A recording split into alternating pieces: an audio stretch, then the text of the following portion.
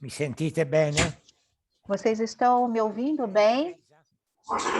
Sim, sim.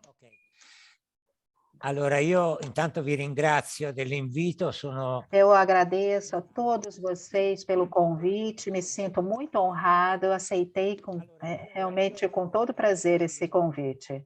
Bom, sobre esse livro, que deve um pouco, né? Eu devo um pouco à minha colega Brigitte Alain-Dupré, de verdade, na verdade eu a citei no capítulo inicial, essa contribuição que a Brigitte teve para o meu livro.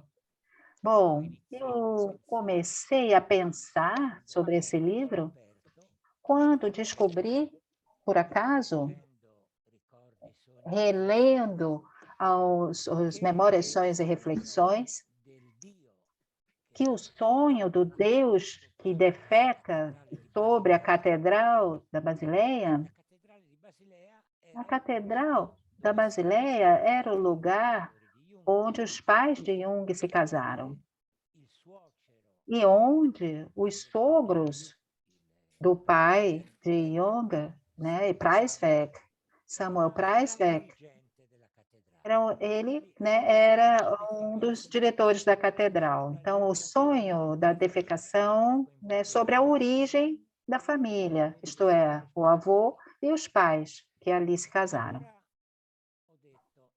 Então, eu pensei, a interpretação que Jung dá para esse sonho não me convence muito.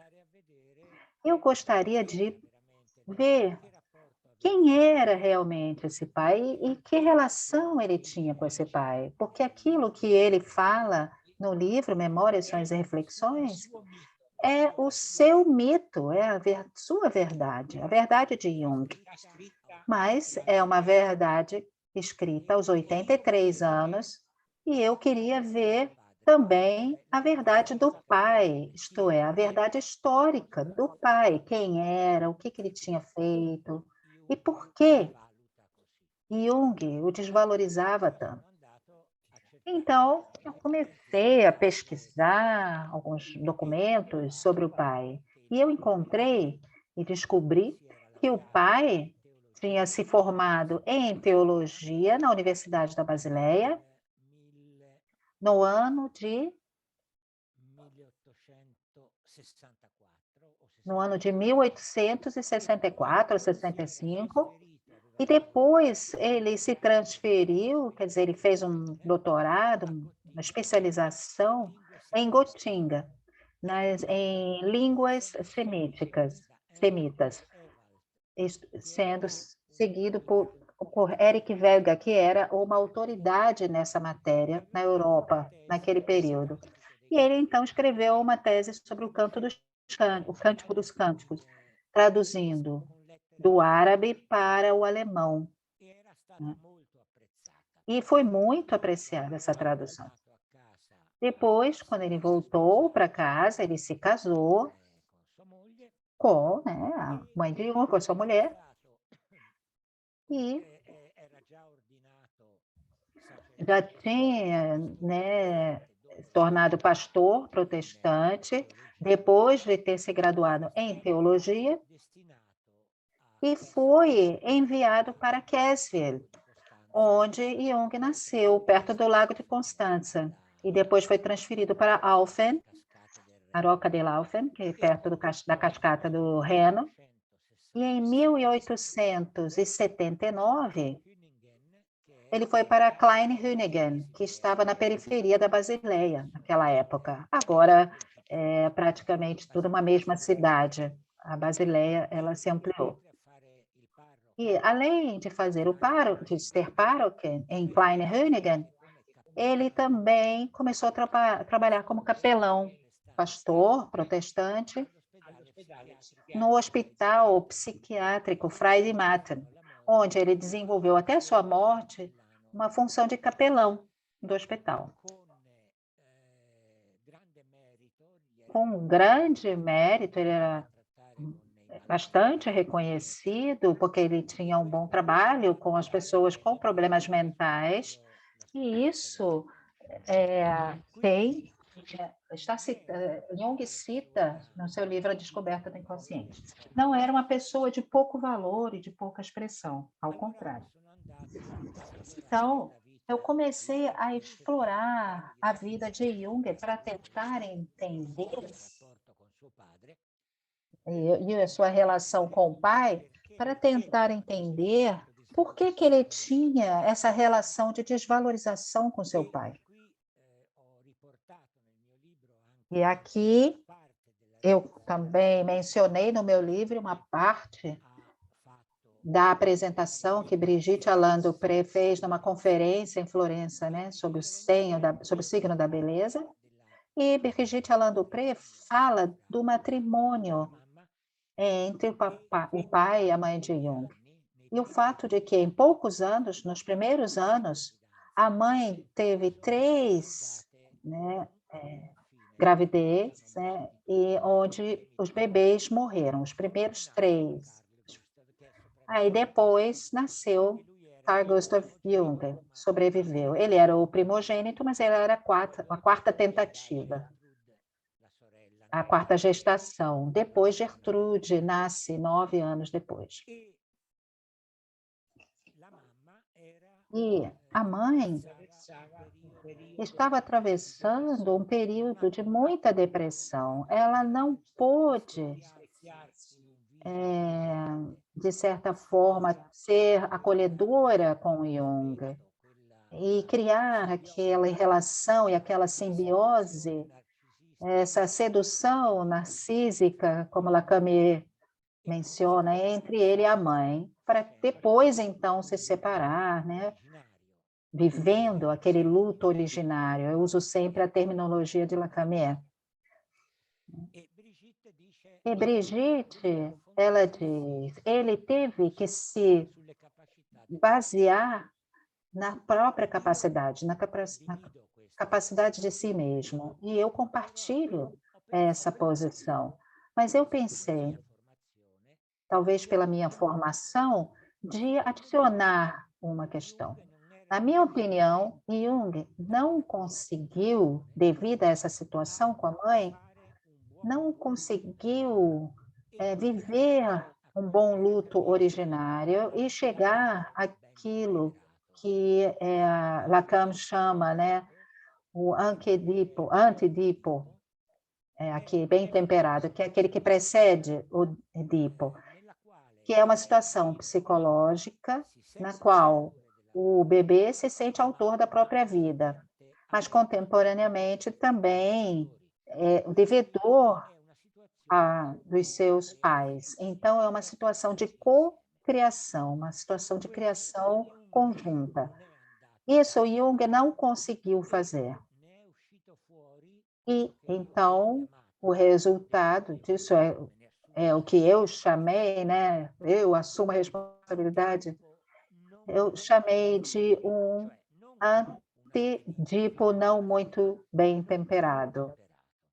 Não bem temperado. Não é que tenha sido uma falência, mas não bem temperado. Isso significa que, em relação ao pai, isto é, na relação edípica, o pai existe, ele está ali, ele é reconhecido, mas não deve ser muito potente, ele precisa ser despotencializado. E isso, segundo a minha visão, é o início, o fio condutor da relação de Jung com o seu pai e também com seus outros pais importantes da sua vida, que foram Bleuler, no Hospital Burgossi de Zurique, e Sigmund Freud.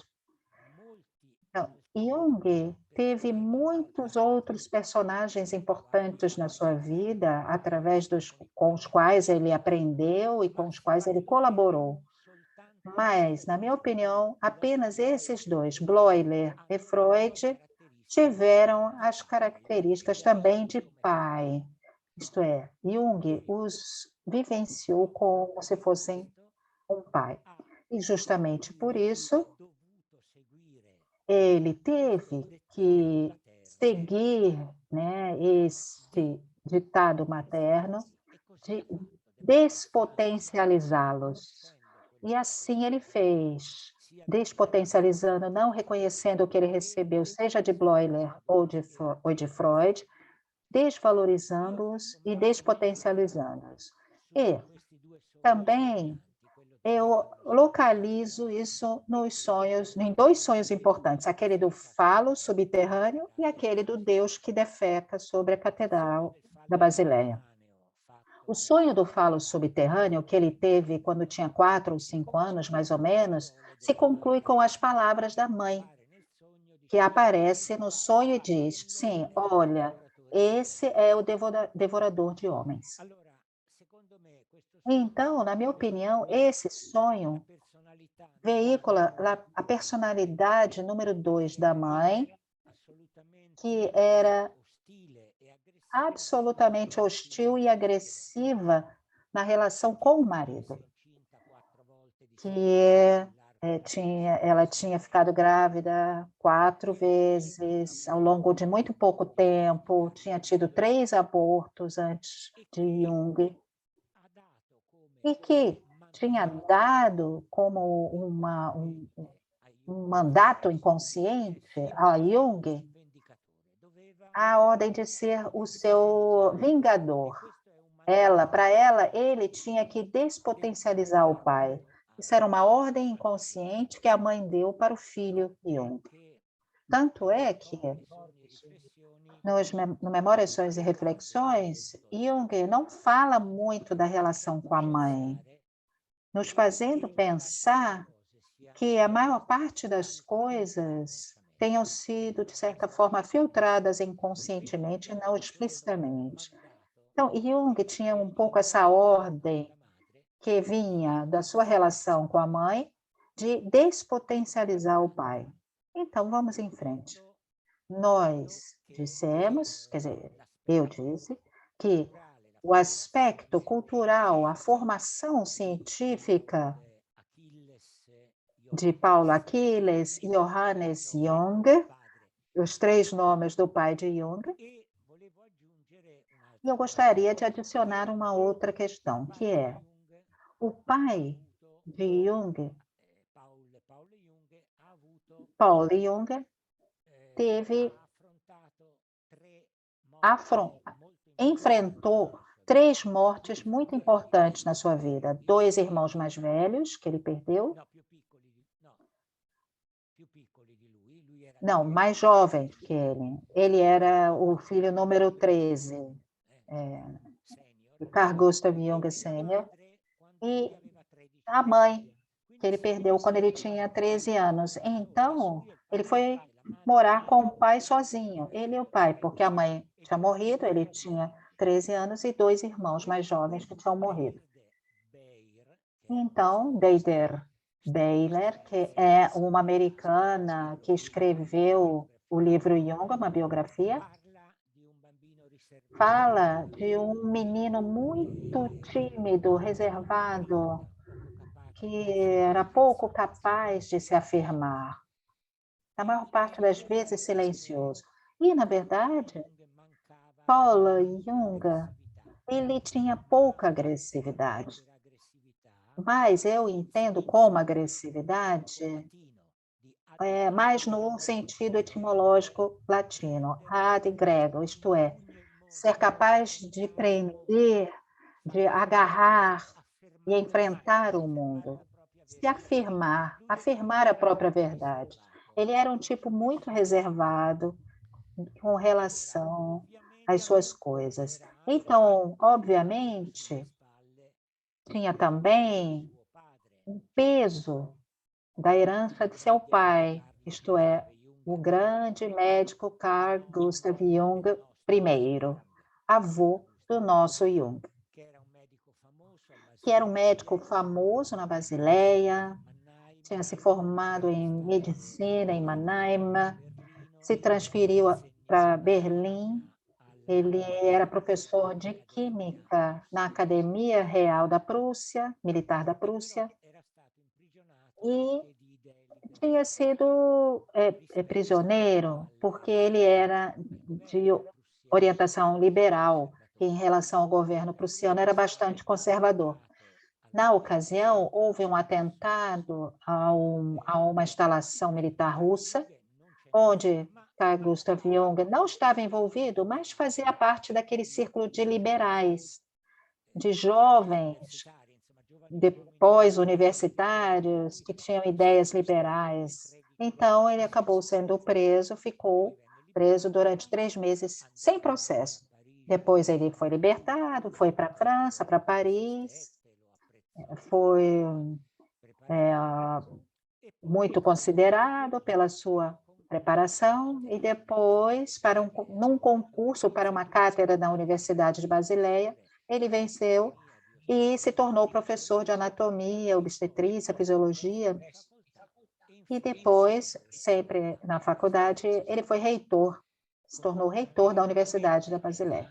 Contemporaneamente, também era maçom, e era o chefe de todas as lojas maçônicas da Suíça. Então, um personagem de grande expressão, de grande poder, ciência, cultura, e era um médico muito famoso. Comparado com o filho Paul, que era muito tímido, que vivia todos esses lutos.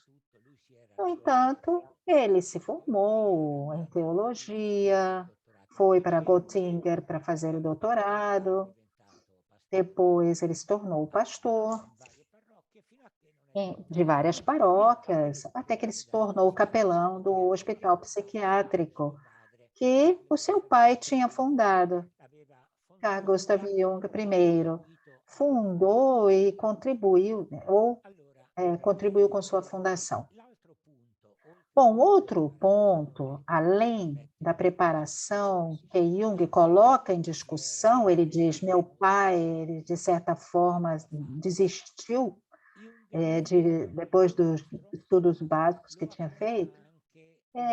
Esse filho também o acusa de ter uma fé um pouco vivaz e de ter algumas crises religiosas, de se sentir um pouco em crise desse ponto de vista e de exercer a sua profissão de pastor reformado, evangélico, sem uma verdadeira fé que o sustentasse. Bom, eu então fui estudar, fui me documentar, eu escrevi, conversei com a doutora Susanne Eggenberg-Jung, que era diretora de família, né, de Zurique, onde ela me falou que não tem nenhum documento que ateste uma crise espiritual ou religiosa de Paul Jung. Também perguntei a outras pessoas e todas as pessoas disseram que não tinha nenhum elemento, nenhum documento que comprovasse uma crise religiosa de Paul Jung. É claro que ele atravessou períodos de dificuldades, isso acontece com todos, mas não uma crise estruturada em relação à sua profissão de pastor e sobre a sua fé. Então, o que eu fiz? Eu comecei a pesquisar, né, e comecei a colocar, né, como uma pesquisa, quem tinham sido seus professores na Universidade da Basileia e em Gotinga. E entre esses professores, emergiu Ewald Gotinga e também Jark Burkert, que é um grande histórico da história do Renascimento e também da história antiga, que tinha um neto ou sobrinho que era amigo do pai de Jung. Eles tinham estudado juntos. Era o filho de uma irmã, então era um sobrinho, Oeri. E o seu filho, Albert Oeri, era o bisneto de Burkhardt e amigo de Jung, né? Tanto que eles estudaram juntos na Universidade de Basileia. E Jung teve acesso aos documentos, aos escritos e também inéditos de Burkhardt. Então, ele se formou com uma mentalidade aberta, humanista, renascentista, especialmente italiana, e também aberta à cultura clássica. Bom, isso é uma coisa. E depois, quando o avô, Carl Gustav Jung I, foi para Berlim, ele estava cercado de um grupo formidável de intelectuais, entre eles De Wetter, que depois foi para Basileia também, depois que ele foi expulso, né, pelo governo prussiano, e Schleiermacher, especialmente, que é um dos maiores teólogos daquela época, que estava ali em Berlim também. Carl Gustav Jung I, Senna, que estava em Berlim, conhecia Schleiermacher e frequentava os seus sermões numa igreja aos domingos, quando eles se reuniam, e ele se converteu do catolicismo. O Jung, avô, era católico. Ele se converteu ao protestantismo quando escutava as palavras e os sermões de Schleiermacher. Então, é claro, numa família composta de pai e filho, o Jung primeiro e Paul Achilles, quando Paul Jung decide se inscrever para a Universidade de Teologia, é claro que ele buscou e tentou ter contato com Michael, porque ele que tinha convencido o pai a se converter para a Igreja Reformada. Então, ele estava na atmosfera dessa casa. E Jung fala sobre isso numa carta, não me lembro a quem. Ele disse que Schleiermacher foi um pouco como o spiritus rector da família dele. Então, ele o conhecia. Então, eu aprofundei um pouco esses estudos e eu tentei ver o que ele ensinava, Schleiermacher. Então, o seu cristianismo era baseado em 2 pontos, substancialmente. Um, que a fé se exercitava através da transmissão da palavra de Deus em forma discursiva. Essas são as palavras de Schleiermacher. Isto é, que dava grande importância aos sermões. 2, que o cristão se manifesta e se realiza demonstrando si mesmo através de suas obras. Então, se vocês pensarem bem, seja o pai, Gustav Jung I, que Paul Achilles Jung, ambos colocaram em prática essas ideias de Schleiermacher.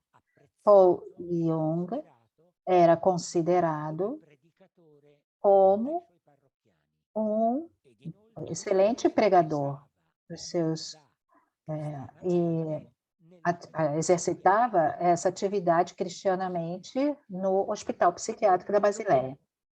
Então, não é verdade que Paul Achilles Jung tivesse ou tenha tido uma crise de fé, ou uma crise na sua crença. Ele seguia de uma forma modesta os ensinamentos de Schleiermacher. E era muito diferente de todas aquelas agitações que Jung vivia. Isto é, que tinha experiências diretas de Deus, que tinha uma fé. E assim ele acusava o pai de não ter uma fé também tão brilhante como a sua. Mas essa era uma ideia de Jung, filho, porque o pai tinha sua fé e seguia o teólogo Schleiermacher. Então, seja do ponto de vista da questão religiosa, que do ponto de vista da questão formação científica, as afirmações desvalorizadoras de Carl Gustav Jung, filho, realmente não têm razão. Não tem razão de ser, digamos. Não correspondem aos dados históricos de seu pai. Então, vejo que não tenho tanto tempo, mas isso se repete no mesmo modo, de modo bastante parecido com esses 2 pais, Jürgen Bleuler, ao Burgozzi, de Zurique, onde Jung vai trabalhar depois de se formar em medicina. Os históricos cometeram um erro, não é que eu quero agora contar vantagens, mas algumas vezes eles consideram como verdadeiro aquilo que dizem sem verificar. E dizem que a tese de Jung, a psicologia e patologia dos assim chamados fenômenos ocultos, tem sido feita na Basileia em 1900 e publicada em Nipsia em 1902. Não é verdade. Eu me informei, escrevi para o Arquivo do Estado da Basileia e eles me explicaram que naquela época, no final do percurso universitário de medicina, se fazia um exame de Estado. Não se apresentava uma tese como agora, como hoje em dia. O exame de Estado dava direito, concedia o título de médico prático, autorizava o exercício da medicina. Quem quisesse seguir a carreira acadêmica ou ter uma especialização, continuava depois. E no final, se escrevia, sim, uma tese. Então, Jung se transfere para o Hospital Borghese, estuda durante 2 anos e aí sim apresenta a tese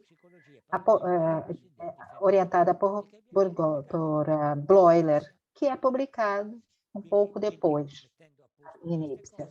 Então, colocando isso devidamente, vamos ver o comportamento, a relação com Bloiler é uma relação um pouco paterna. Quando Jung chega no hospital, Bloiler o acolhe, pega a sua mala, o acompanha até o apartamento, apresenta aos outros médicos. E ele entra no hospital como assistente médico de primeiro. Dopo, Bleuler lo promuove a Oberarzt, che in tedesco vuol dire medico superiore, Ober è sopra, Oberarzt, Médico superior, que é praticamente o segundo médico, depois do diretor. Então, ele estava em uma posição tão jovem. Tutti gli altri medici. E lo aiuta a diventare professore, no, professore straordinario, professore associato, libero docente all'Università di na Zurigo. Universidade de Zurique, onde Bloiler era um professor catedrático. Então, ele leva Jung para a universidade e faz com que ele se torne professor, livre docente aos 30 anos. Uma carreira bastante importante, e ele ainda muito jovem. Confia a Jung o Instituto de Pesquisa sobre as associações de palavras, associações verbais, que Jung dirigirá e que vai fazer com que ele desenvolva 6 publicações sobre esse assunto das associações de palavras.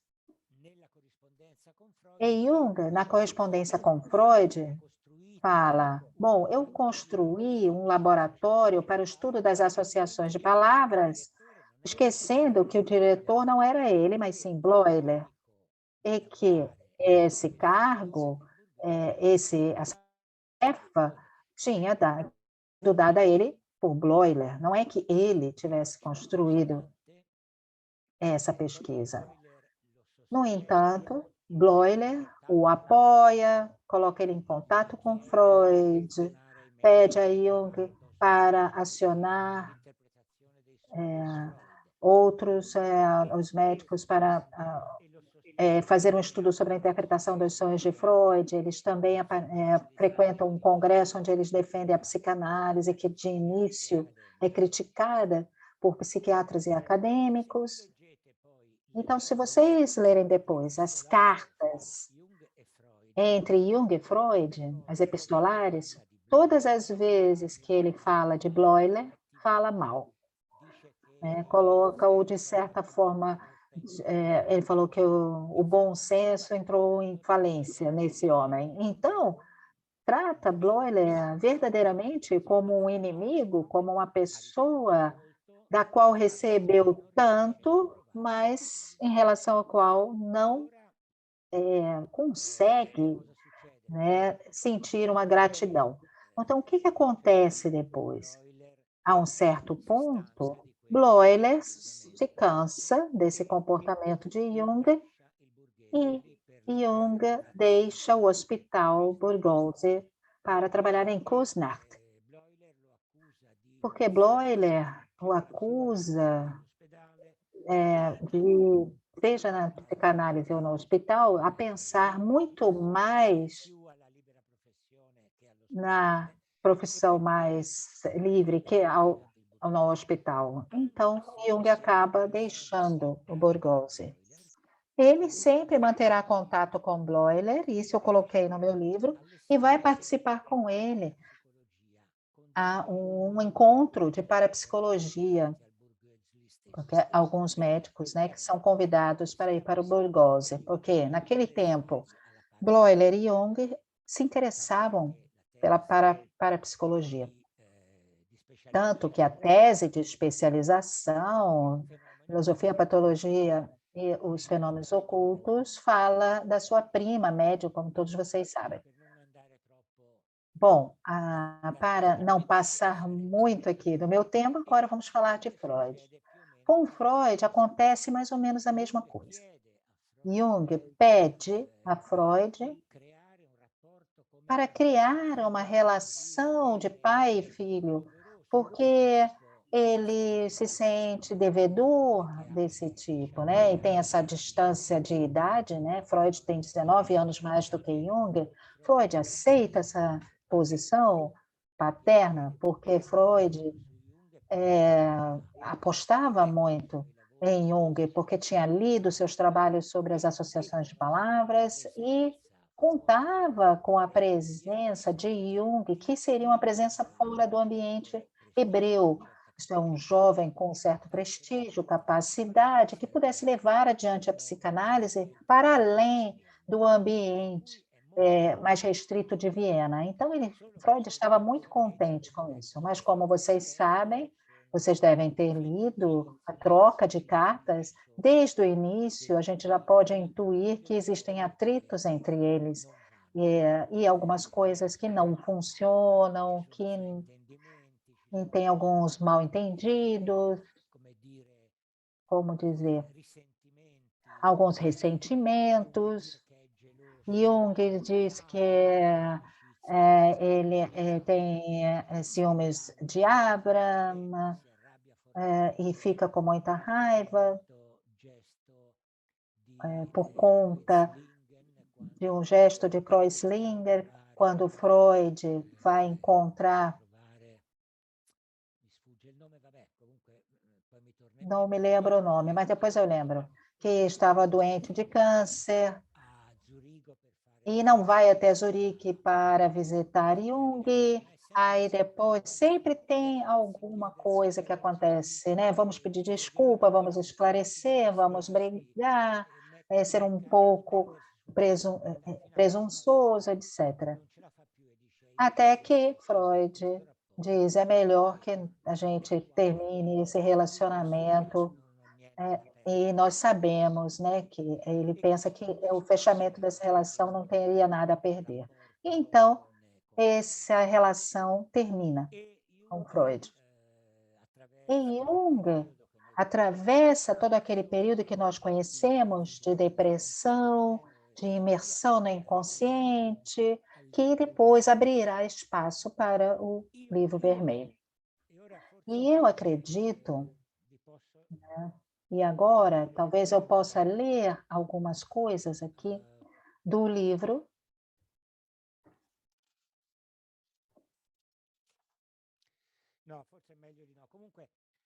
Bom, talvez não. Mas, de qualquer forma, Jung depois fala, numa entrevista,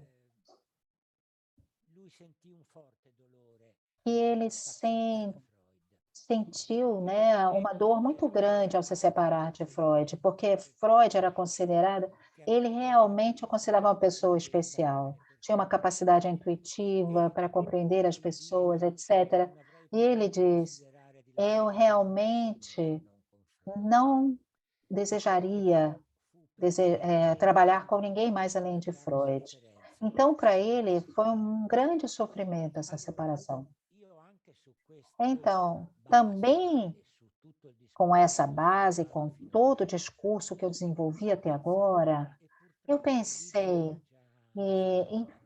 Infelizmente, o livro já estava, né, na gráfica e eu não pude inserir esse pensamento, mas se um dia eu fizer uma nova edição, coisa que eu não creio, mas eu gostaria de inserir. Quando Jung diz, isso é o problema, né, com o qual eu comecei. Ele não se referia ao pai, ele se referia à sua relação com o pai, com o qual ele tem uma grande necessidade de reconhecimento da parte de um pai, mas que uma vez conseguindo esse reconhecimento, existe uma certa tendência a destruir esse padre e a despotencializá-lo. Então, isso é a falta que ele sentia, com a qual ele começou, essa ausência e que o acompanhou toda a vida. Um desejo, uma necessidade de um pai, mas, contemporaneamente, essa personalidade número 2 da mãe, que, de certa forma, tinha se inserido no seu inconsciente, na sua personalidade número 2, fazia com que ele tivesse que seguir aquela ordem materna e destruir o pai. E é destruidor, isso que ele diz, porque é uma situação destruidora. Essa necessidade de um pai e esse impulso a destruí-lo. Depois, eu fiz um penúltimo capítulo, quer dizer, tem um último capítulo sobre o pai, que é o Padre Eterno. Porque depois do pai pessoal, depois de Bleuler e Freud, resta o quê? O pai eterno, Deus Pai. E aqui também se vê, como dizer, aquilo que eu chamei de antiédipo não bem temperado. Porque Jung não aceita se colocar em relação com Deus Pai, com a unidade de um que se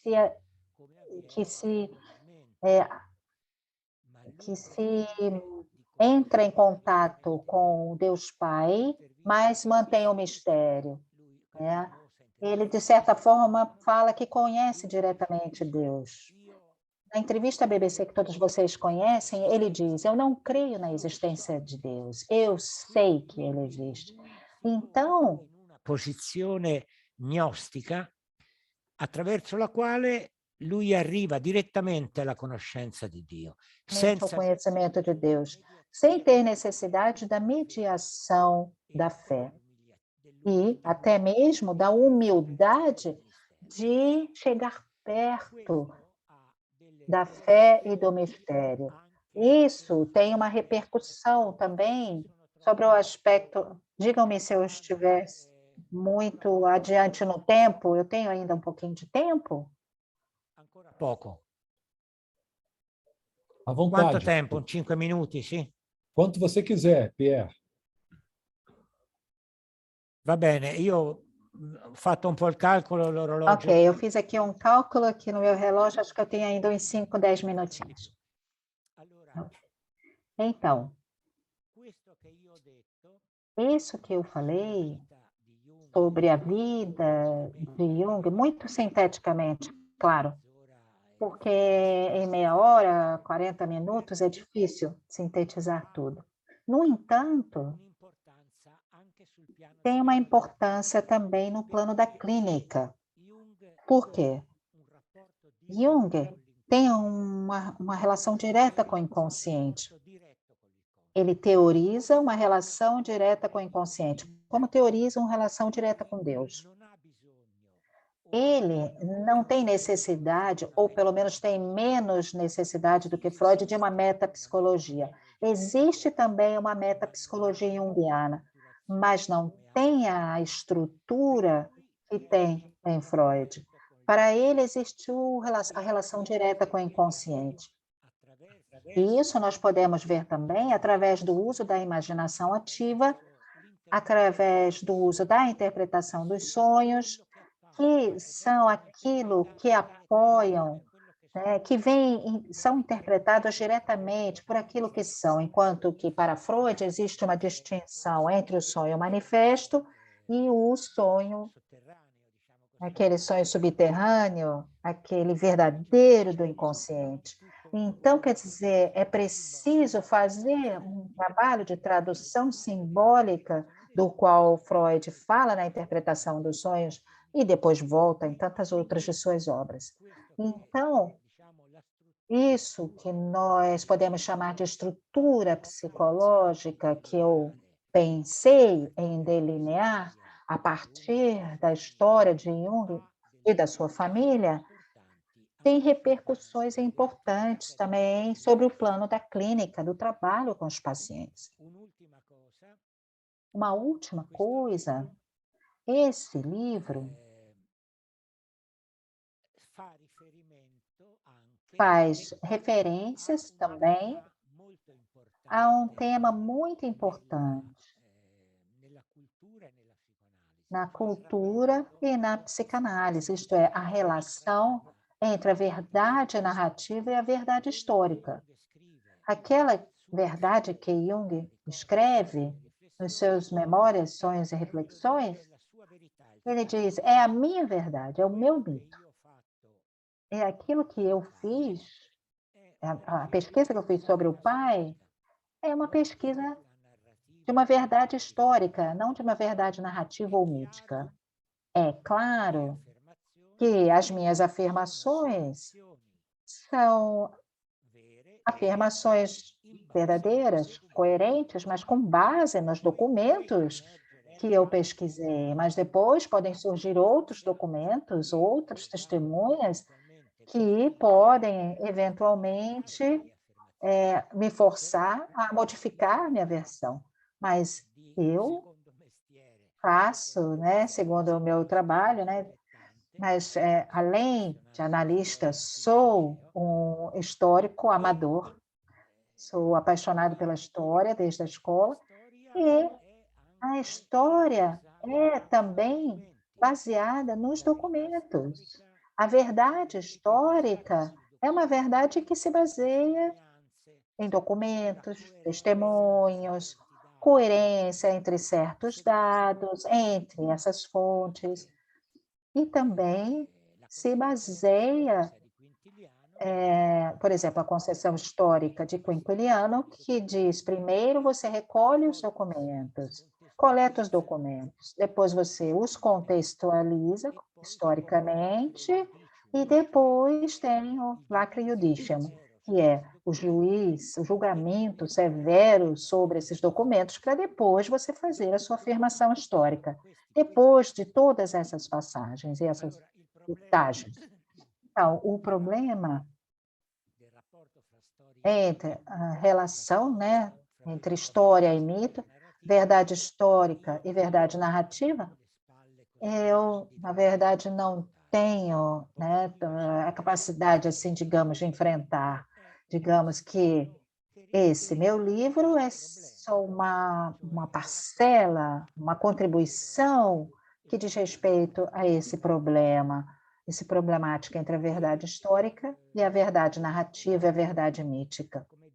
Então, o que eu quis não foi criticar Jung, claro, pela sua verdade narrativa e pelo seu mito. Absolutamente. E Jung tem todo o direito de fazer as afirmações que quiser, que ele acredita, muito bem. No entanto, também é verdade que o pai tem o direito de ter a sua própria verdade, realidade histórica. E isso que eu tentei fazer, isto é, restituir ao pai de Jung a sua dignidade histórica e colocá-lo em uma posição diferente daquela que o próprio filho colocou. E, por isso, eu dei o título pro bono patres, que é para o bem do pai. Muito obrigada e eu espero espero não ter sido muito longo. Obrigado, Pierre Cláudio. Uma série de questões interessantíssimas para a gente poder discutir aqui. A gente vai abrir agora para as questões, para o debate, né? Quem quiser fazer perguntas novamente, por favor, coloque o nome no chat e eu chamo. Pierre Cláudio, eu queria começar com duas questões que me chamaram a atenção na sua fala. Levando em conta, como você bem disse, o seu o seu hobby de historiador amador, por assim dizer, como é que você interpretaria essa supressão da figura de pai, do pai do Jung, dentro dos estudos biográficos, históricos sobre a vida dele? Por que a figura do pai ficou tão ausente de investigação, de pesquisa? Queria um pouco saber a tua opinião sobre isso. Essa é uma primeira questão. Bom, vou fazer essa, depois eu faço a seguinte, pode ser? Rispondo allora? Por favor. Sì, ti rispondo subito. Marcus, ti rispondo subito. Sim, te respondo, Marcos. Porque, infelizmente, os historiadores da psicanálise, eles se pecam por superficialidade. Por quê? Porque confiam naquilo que Jung disse em Memórias, Sonhos e Reflexões. Eles não vão pesquisar profundamente esses fatos, não vão pesquisar se é verdadeiro aquilo que ele disse. Isso porque tem uma certa pressa na publicação, tem uma certa pressa comercial, etc. De estar ali na crista da onda naquele momento. Então, eles deixam de ver várias coisas, né? São superficiais. Então, eu pesquisei Jung no período universitário, eu encontrei alguns documentos inéditos sobre a Zofindia, isso agora, 20 anos depois. Então, por exemplo, eu sempre pesquiso profundamente e descobri muitas coisas erradas ou pequenos erros, como eu falei da data, da publicação da tese de Jung, que não é 1900 na Basileia, e sim 1902 em Zurique, entre outras coisas. Os historiadores, eles não levaram em consideração aquilo que o próprio Jung diz. Isso é o meu mito, é a minha verdade.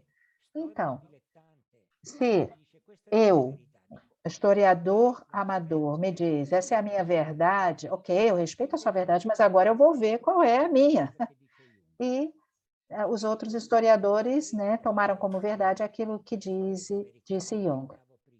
E Deirdre Beyer, a historiadora americana, foi a única que foi pesquisar onde que os pais de Jung tinham se casado, na catedral, naquela catedral. Mas não colocam em relação à defecação, né? E olha só, que coincidência, o Deus vai defecar justamente onde se casaram os pais de Jung.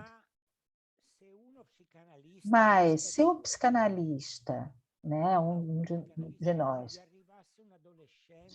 por exemplo, chegasse, né, para nós um adolescente de 12, 13 anos, que foi a idade que Jung teve esse sonho, né, ou essa imagem da defecação sobre o lugar onde os pais se casaram. Aí eles poderiam dizer, mas é Deus que defecou ali em cima, porque o meu pai não tinha entendido a graça, etc, etc.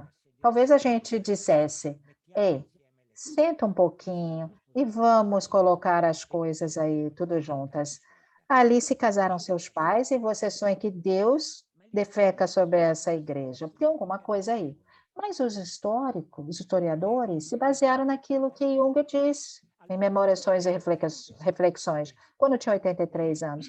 Então, eu acho que por isso que não aparece muito a figura do pai de Jung, porque como Jung o negligenciou, o desvalorizou, assim também os historiadores fizeram, não dando importância a esse pai.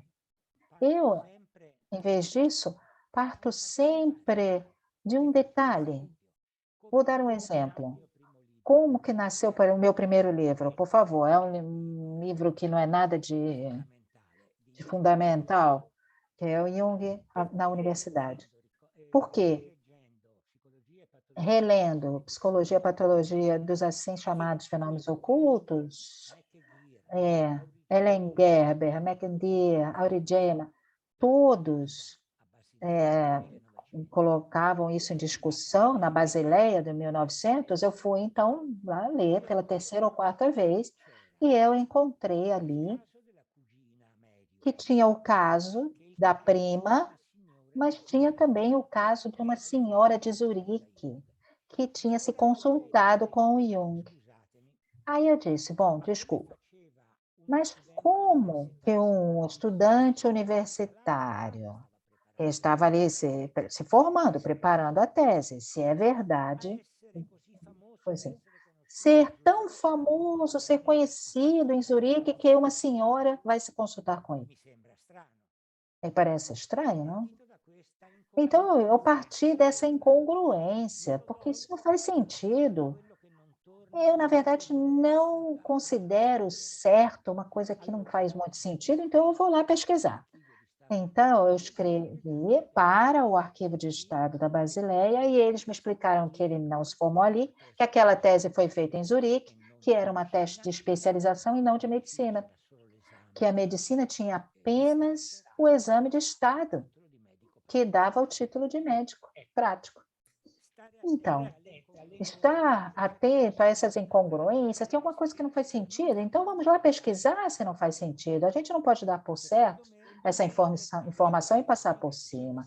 Então, como amador, eu posso dizer que assim se faz a história. Não é muito diferente de fazer uma análise. Se estamos ali diante de um paciente que vai ali, nos conta alguma coisa, e você diz, tem alguma coisa que não faz sentido.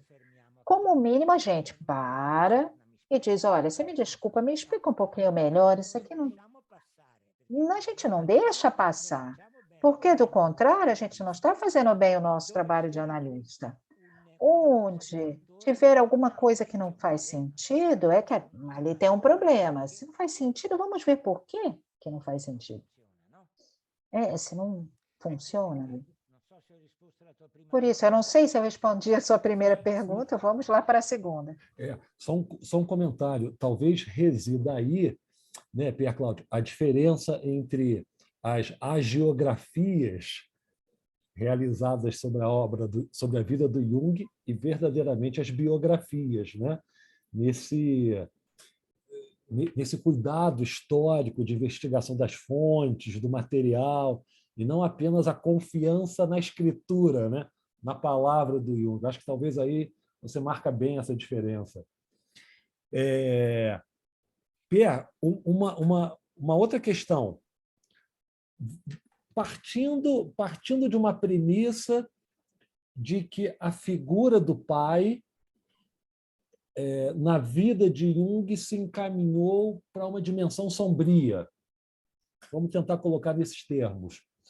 Você acha que essa dimensão, o pai, nesse lugar sombrio, despotencializado, né, enfraquecido, essa dimensão, você acha que ela aparece no texto teórico do Jung? Então, por exemplo, quando Jung critica o cristianismo, quando Jung resposta a Jó, você acha que a gente poderia ler os textos mais críticos de Jung ao cristianismo em resposta a Jó como um sintoma desse pai que se encontra na sombra? É possível pensar isso? Exatamente, sim. Exatamente, sim.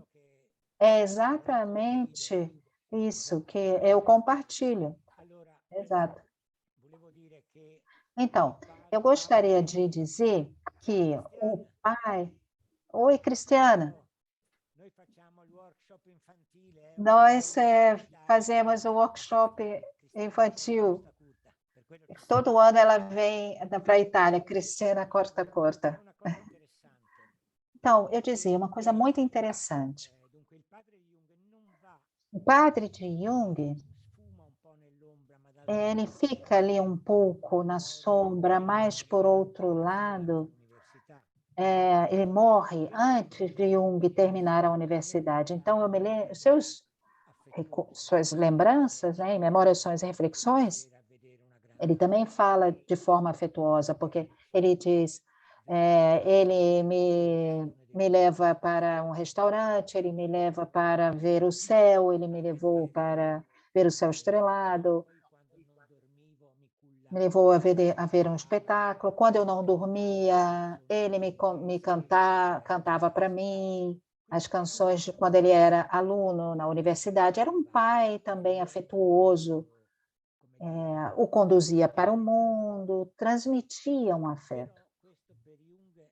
Mas isso para Jung não era suficiente. Tanto é que eu falava antes do plano clínico, agora eu vou falar sobre o plano da teoria. No plano da teoria, Jung não conceitualiza o arquétipo do pai.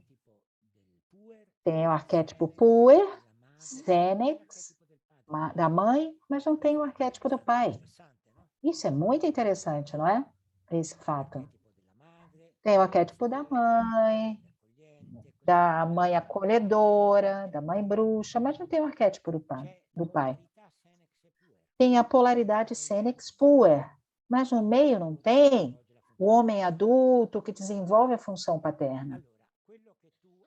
Então, isso que você fez referência, a resposta a Jó, são perfeitamente, eu concordo plenamente.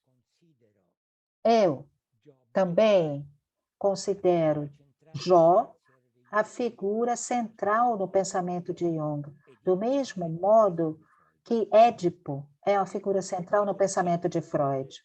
O que Édipo é para Freud, Jó é para Jung, também mantendo as devidas diferenças, não é que seja uma coisa assim. Por quê? Porque Jó é aquele que, diante da leitura de Jung, ele coloca Jó sobre um plano teológico e psicológico.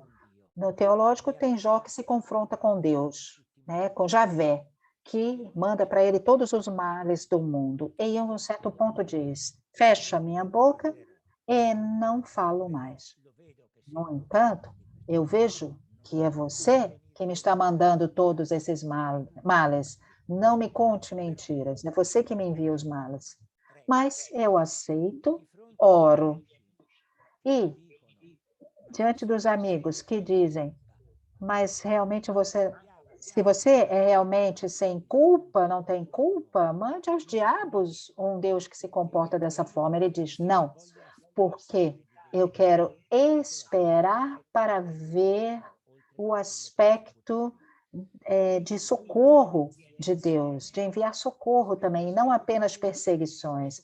Então, ele espera o aspecto persecutório e o aspecto de socorro de Deus. Isso constitui, na leitura de Jung, em resposta a Jó, constitui a consciência do rei. Depois do livro de Jó, aparecem nos livros sapienciais a figura de Sofia, da sabedoria, que começa esse percurso da encarnação. Quer dizer, Deus se faz homem e vem definido, Cristo vem definido por São Paulo como a sabedoria de Deus. Esse de um ponto de vista teológico. Do ponto de vista psicológico, as figuras são especulares. Aquele que é Jó é Deus e aquele que Javé é o si mesmo, ego e o si mesmo. Então, o si mesmo, ele é bom e terrível, ele é persecutório e vem ao socorro. Mas o eu, o ego, se estiver bem fundamentado, se estiver forte, consegue manter unidos os aspectos contraditórios de si mesmo, como Jó conseguia manter, sem cindir-los, os aspectos contraditórios de Javé. Então, o que acontece? Jung conseguiu fazer isso com Jó, mas não conseguiu fazer isso nem com o pai, nem com Bleuler, nem com Freud. Esse é o drama. Com Jó, ele conseguiu fazer isso. Mas com esses três pais encarnados, ele não conseguiu fazer. Então, ele não conseguiu experimentar esse sentimento de gratidão por aquilo que ele recebeu do pai, de Bleuler e de Freud. Não por inveja, na minha opinião. Essa é a minha posição. Não por inveja do tipo kleiniano, clássico, mas por conta da ordem da personalidade número 2 da mãe, que dizia: despotencialize aquele homem, destrua-o. E isso estava transmitido dentro de Jung, e por isso ele não conseguiu fazer aquilo que, depois, escrevendo Resposta a Jó, ele conseguiu fazer. Não por acaso, ele escreve a Aniel Yafé, quando terminou de escrever Resposta a Jó, nas cartas para ela, para Aniela Jafé, ele diz: eu consegui, né, caçar a grande baleia. Isto é, Resposta a Jó, centro dentro de mim um terremoto, porque ele tinha realmente tido um terremoto do ponto de vista emotivo, porque ele tinha colocado ali à vista os aspectos negativos e os aspectos de socorro, de auxílio dessa mesma figura, coisa que ele não conseguiu fazer com o pai, com Freud e com Bleuler. Então, com relação à Resposta a Jó, concordo com você. É interessante esse abismo, né, entre o conhecimento teórico e a vivência psicológica, né? Como há um hiato, né? Um gap entre eles. Pierre Cláudio, só para me localizar, Resposta a Exato. Jó, Jung escreve para uma conferência em Eranos, não é isso? Você tem essa informação? No, cioè non lo so, lui lo scrive nel Não sei. Ele escreveu em 1952. Tá. Foi publicado em 1952. É o último livro da série sobre os livros sobre as religiões. Começa em 37, com as 3 conferências que ele fez nos Estados Unidos, as conferências Terry, e transforma essas conferências no livro Psicologia e Religião. Esse é o primeiro livro da série Religião. Depois tem o ensaio Interpretação Psicológica, e depois tem o ensaio da Simbologia da Missa, depois tem a Ion, e depois a Resposta a Jó, que é o último dessa série, desse filão, né, sobre a religião. E que é interessante, porque lendo Resposta a Jó, parece que a gente tem ali um católico falando, ao invés de um reformado, né? Ele vinha de uma família que o avô era católico, se converteu à igreja reformada, mas o pai era um pastor evangélico. E ele, quando ele fala da Bíblia, quando fala das Escrituras, parece mais um católico do que um protestante, né, reformado. É muito interessante isso. Se vocês, talvez, tenham em mãos esses textos, né, de temática religiosa, e se vocês mantiverem ali em mente, quem é que está falando? Quem é que está escrevendo essas coisas? É um protestante ou um católico? Parece mais um católico. Curioso. Obrigado, Pierre Cláudio. Vamos lá. Luciana Ximenes, por favor.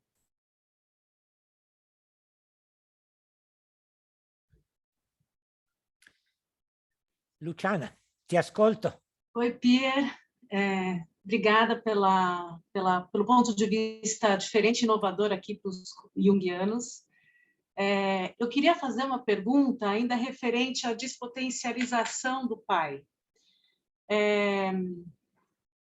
Eu fiquei pensando se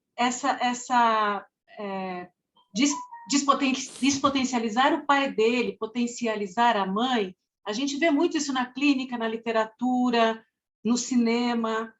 Eu fiquei pensando se isso não poderia ser alguma coisa cultural. Qual é a sua opinião sobre isso? E não só um complexo individual.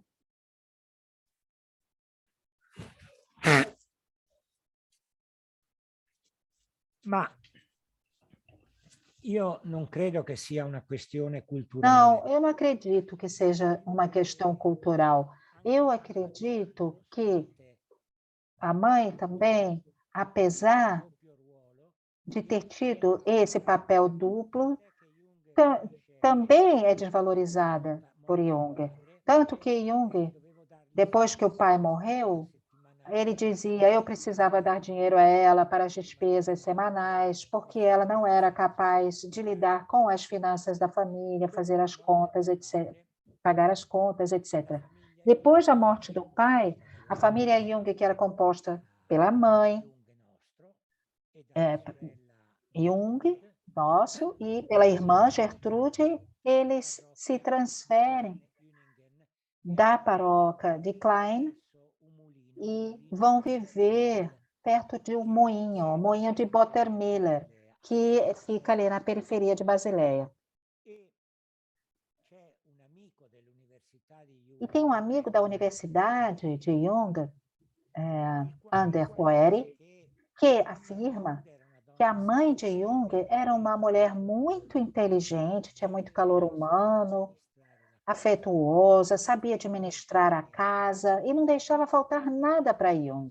Então, também nesse caso, o seu mito, o mito de Jung, a verdade de Jung, de certa forma, tinha que despotencializar esses pais, pelo menos no aspecto consciente, no aspecto da rotina diária em relação à mãe, enquanto que inconscientemente agia a personalidade número 2 da mãe, que o forçava a fazer aquilo que a gente já disse, esse comportamento constante de despotencialização dos machos, né? Dos pais. Isto é, os outros homens para Jung não tiveram essa importância de pai. Importância de pai tiveram somente esses três: o pai verdadeiro, natural, Bleuler e Freud. Os outros não tiveram essa importância de pai. No entanto, Jung também os distanciou. Ele sempre os criticou. Fordham não quis analisá-lo, mandou ele embora, mandou para a Inglaterra. Neumann teve uma relação bastante fria, tanto que ele foi para a Palestina. Bernard não quis também analisá-lo, ele veio para a Itália e fundou lá a AIPA e a escola junguiana aqui na Itália. Então, personagens desse calibre, como Fordham, Bernard, Neumann,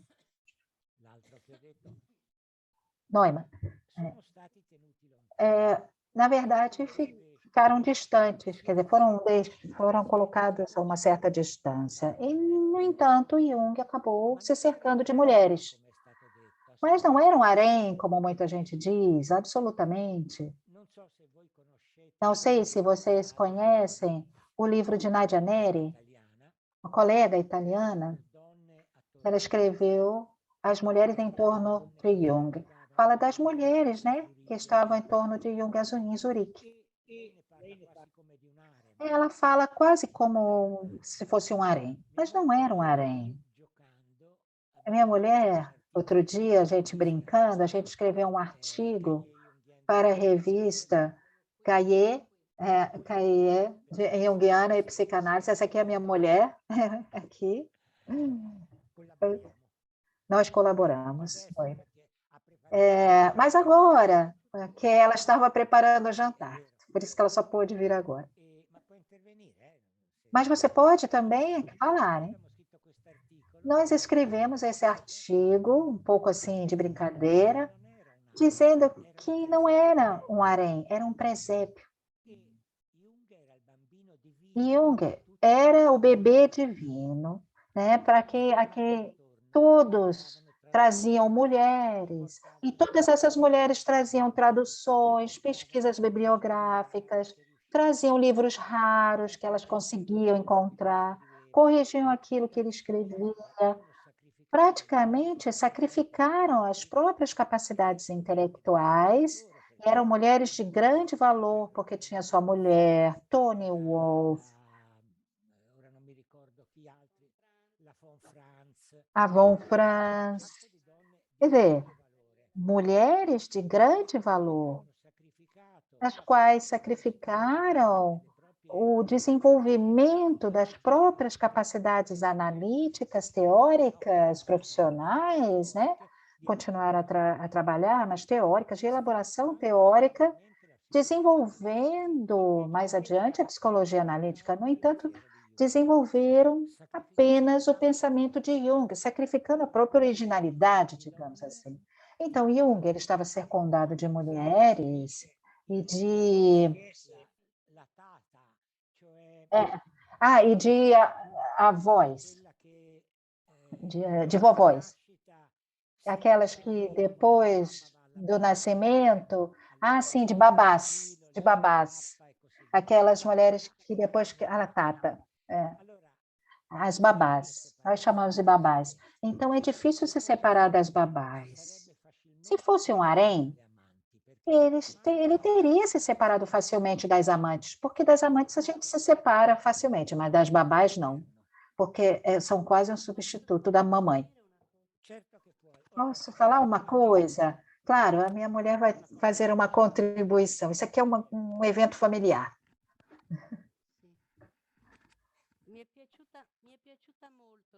Gostei muito da pergunta. Vamos ver se eu consigo contribuir. Gostei muito da pergunta, porque eu acredito que nós não podemos nunca imaginar um indivíduo isolado da cultura familiar e da cultura do seu tempo, e também da cultura arquetípica.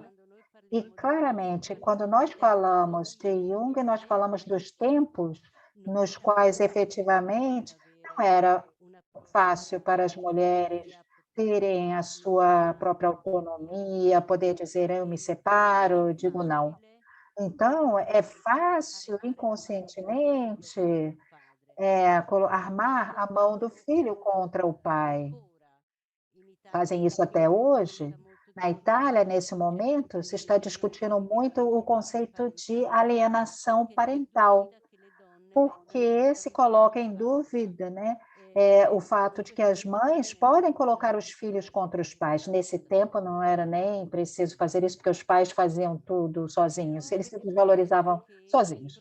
Mas é verdade que, provavelmente, não podendo agir diretamente, não tendo o mesmo peso, nem econômico, nem cultural, dentro do casal, a mulher pudesse, sem se dar conta, agir sua própria agressividade sob a forma de uma desvalorização do parceiro.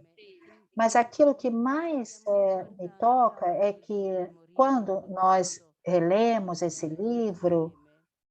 todo esse livro juntos, num certo ponto, nós sentimos uma grande tristeza.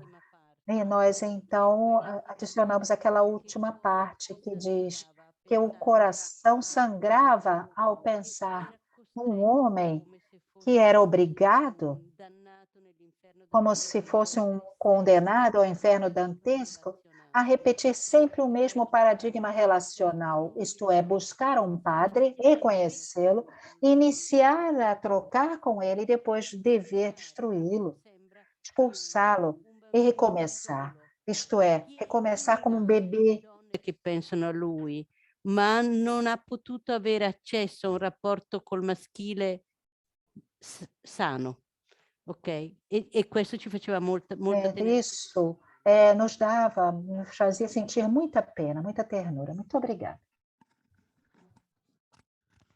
Obrigada. Como é o nome da senhora? Come? Como é o nome da senhora? Camilla Albini Bravo, ed è una collega psicanalista. Camila Bini Bravo, colega psicanalista junguiana. Desculpa, psicanalista também ela. Nós temos aqui Jung na família, no sangue da família. Obrigado. Vamos lá. Wagner, contigo, por favor. Allora, se ci sono domande, io sono qua, non mi tiro indietro.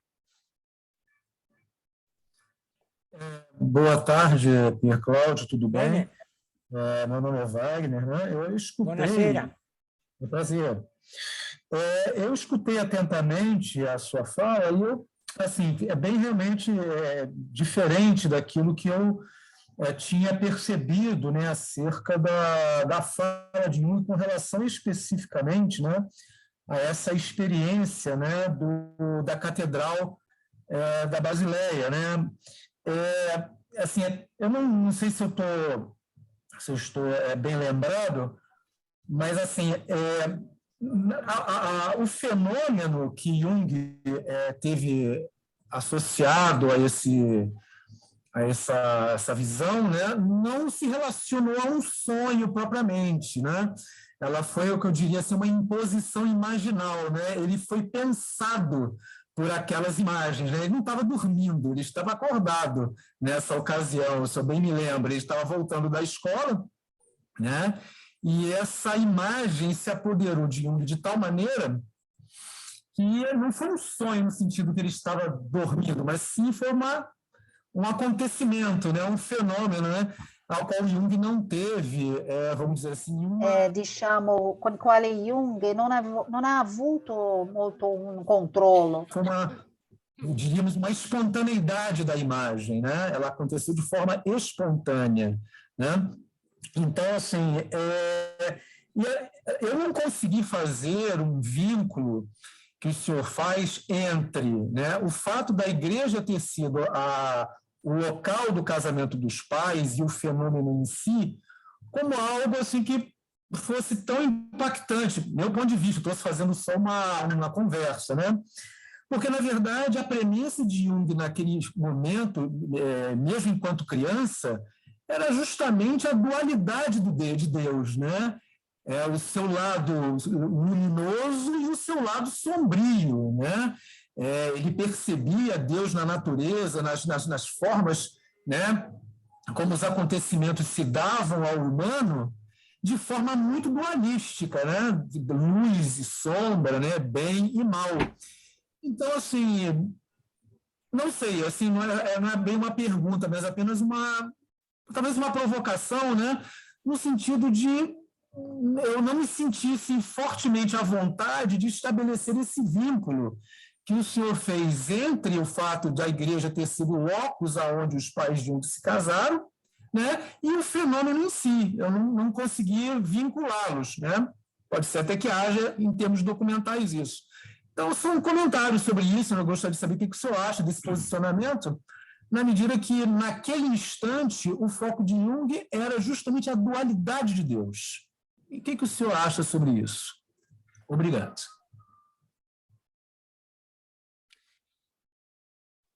Un momento.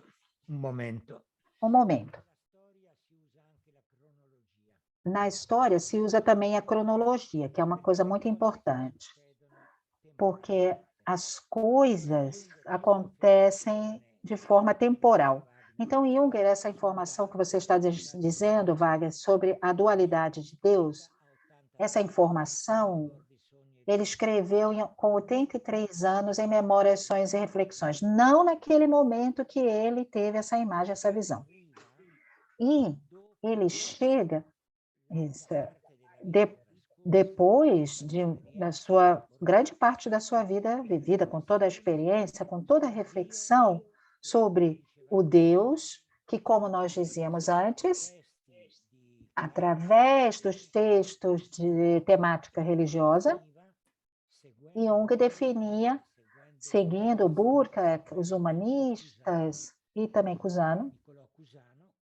Niccolò Cusano, como complexo opositório, isto é, a coexistência entre o bem e o mal. Mas a coexistência do bem e do mal, esse conceito, não está presente, pelo menos nos seus documentos. Não sabemos o que ele pensava, se ele não manifestava, né?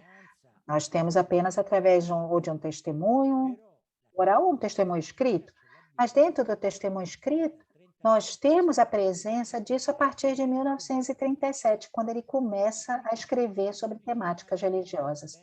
Então, a dualidade de Deus, do bem, do mal, que coexistem, ele elabora apenas ali e manifesta essa dualidade em modo mais evidente, direi, conclusiva, em resposta a Jó, como nós já falamos antes. Então, isso para levar em conta a cronologia.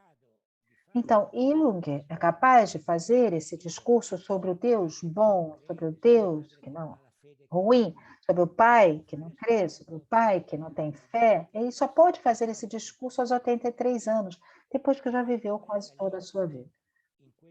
Quando estava ali, naquele momento, ele diz que tinha essa imagem, que se apresentava essa imagem terrível, e que ele tentava se livrar dela, porque ele não conseguia concluí-la, levar até o final. E era a imagem do Deus sobre um trono em cima da Catedral da Basileia, e ele para, porque ele não consegue dar continuidade a essa imagem. Até que, depois de passar por tantas questões, porque ele não conseguia finalizar a imagem, ele sabia o que tinha por trás, mas ele segurava, porque era uma blasfêmia e ele não queria blasfemar. Até que ele finalmente deixa a imagem correr.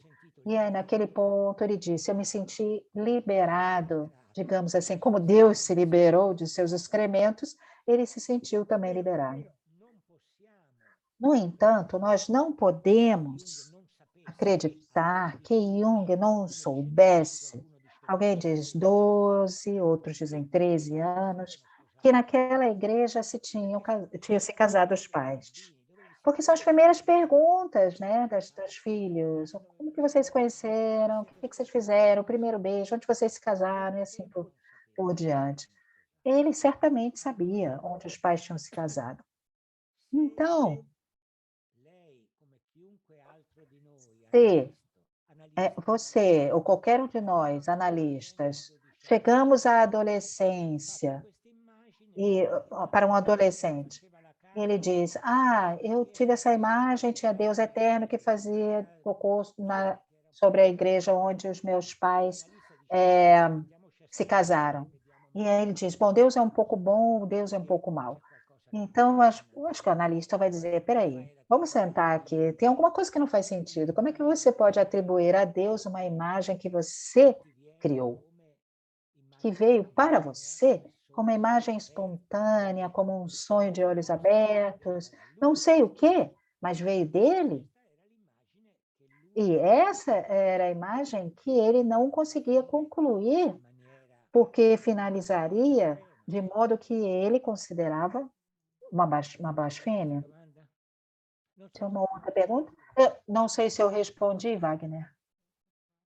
Não, tranquilo, eu só queria saber mesmo a opinião, só para gerar uma conversa, não era nem bem uma pergunta, só para compreender um pouco melhor o ponto de vista do professor Pierre Cláudio. Obrigado. Obrigado, Wagner. Martinha Chagas, contigo, querida. Oi, boa tarde. Obrigado pela palestra, realmente Marta.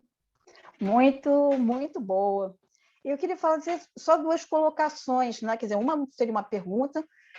Você falou de um livro de uma italiana, né, das mulheres na vida de Jung. Saiu aqui em português a tradução, mas é de uma americana chamada Meg Anthony, As Mulheres na Vida de Jung, e que em inglês o nome é As Valquírias, as mulheres ao redor de Jung. Deixa eu ver não sei se dá para mostrar isso aqui. Bota até aqui.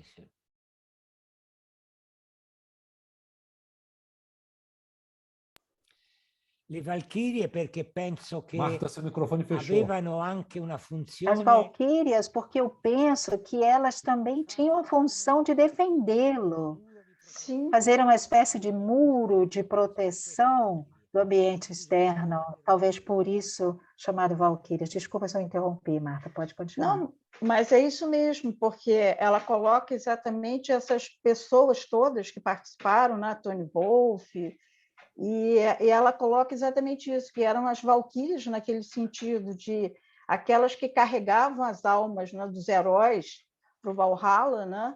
E que era exatamente mais continuando o trabalho de Jung, né? E não desenvolvendo trabalhos, vamos dizer assim, mais autorais delas, né? As mulheres muito presas a Jung, nesse sentido. Mas e eu também fiquei com uma impressão, quando você fala, né, dessa visão de defecar ali, se isso daí também não ficou muito uma marca dentro, talvez até mesmo da própria publicação das ideias de Jung, como se sempre se tenha que falar, né, desses temas mais arquetípicos, né? Aquilo assim que não tem as referências da sua própria história, né?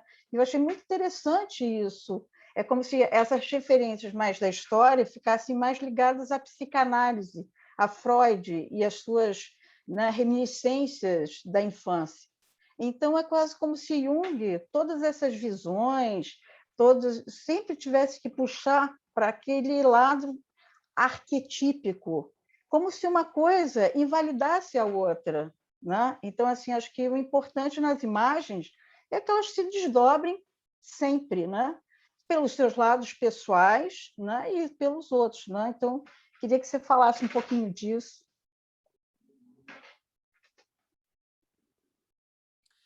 Sì, è molto interessante, grazie della... Sim, muito interessante. Obrigada pela pergunta. No entanto, eu tenho um pouco a impressão que o nível arquetípico, apesar de existir sempre, né? Porque nós já nascemos com todos esse DNA arquetípico, né?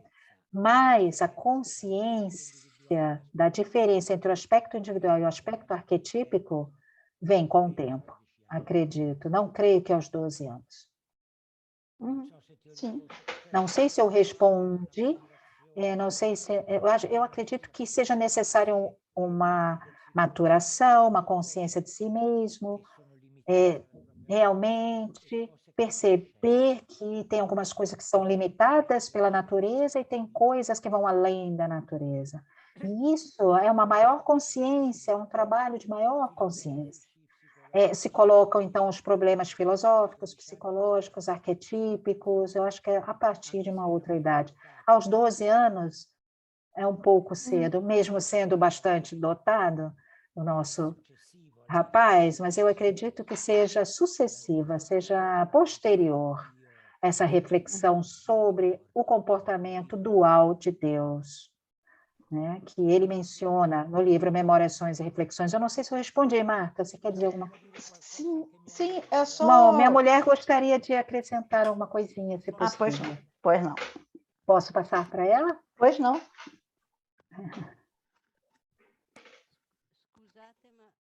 Desculpa, mas eu acredito que foi na pergunta anterior que acho que tocou algo muito importante, porque assim como Jung aos 12 anos ainda talvez não fosse consciente, mas agora a gente seguindo os seus ensinamentos, nós sabemos uma coisa muito importante.